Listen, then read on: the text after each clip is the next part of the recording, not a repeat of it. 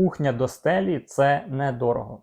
І ось поясню чому. Якщо зробити кухню як звичайну модульну чи фабричну, на ваших верхніх тумбах, так чи інакше ви все одно їх будете вішати зверху, буде зберігатися тільки пил, і він буде зберігатися там роками. Ніякого місця для зберігання, звісно, там не буде.